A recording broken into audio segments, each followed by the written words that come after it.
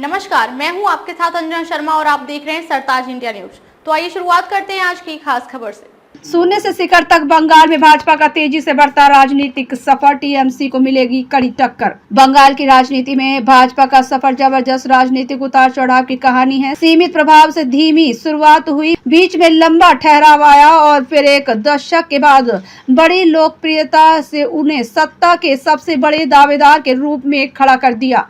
लंबे समय तक राज्य की राजनीति में हाशिए पर रही और शहरी क्षेत्र तक थोड़ा असर रखने वाली भाजपा ने एक दशक में अपने वोट प्रतिशत और राजनीतिक प्रभाव दोनों में उल्लेखनीय वृद्धि की।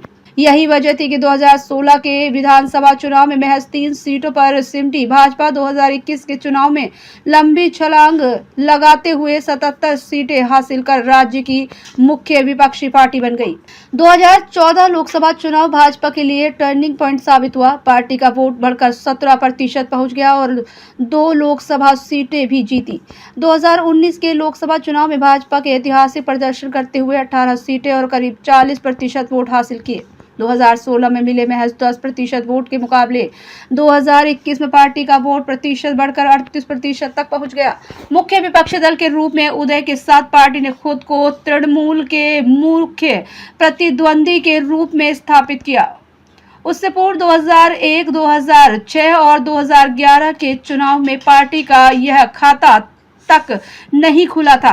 2021 के विधानसभा चुनाव से पहले 2019 के लोकसभा चुनाव में पार्टी ने ऐतिहासिक प्रदर्शन करते हुए राज्य की 42 में से 18 सीटें और करीब 40.6% वोट हासिल कर सबको चौंका दिया था। बंगाल में शून्य से शुरुआत करने वाली भाजपा न केवल सत्ता के करीब पहुंच चुकी है, बल्कि सत्तारूढ़ तृणमूल कांग्रेस के सामने मुख्य चुनौती के रूप में खड़ी है। बंगाल में 2011 के चुनाव में ममता बनर्जी के नेतृत्व में तृणमूल की ऐतिहासिक जीत और लगातार 34 साल की सत्ता पर काबिज वाम मोर्चा शासन के पतन के बाद भाजपा की लोकप्रियता शुरू हुई। 2011 में सत्ता से बेदखल होने के कुछ ही वर्षों के भीतर वामपंथी दल हाशिए पर चले गए और भाजपा प्रमुख विपक्षी पार्टी के रूप में उभरी।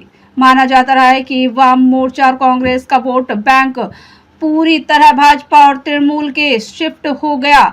सीमित उपस्थितियां और गठबंधन का दौर, शुरुआती दौर में भाजपा का यह जनाधार सीमित, लेकिन 1999 से 2001 के बीच तृणमूल कांग्रेस के साथ गठबंधन से उसे बंगाल की राजनीति में पहचान और जमीन दी।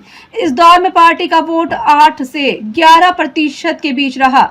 तृणमूल द्वारा साथ छोड़ने के बाद 2004 से 2009 की अवधि में भाजपा का वोट घटकर 6 से 8% तक आ गया। इस समय राज्य की राजनीति मुख्यतः वाम दलों में तृणमूल के बीच सिमट गई, जिससे भाजपा का विस्तार रुक गया।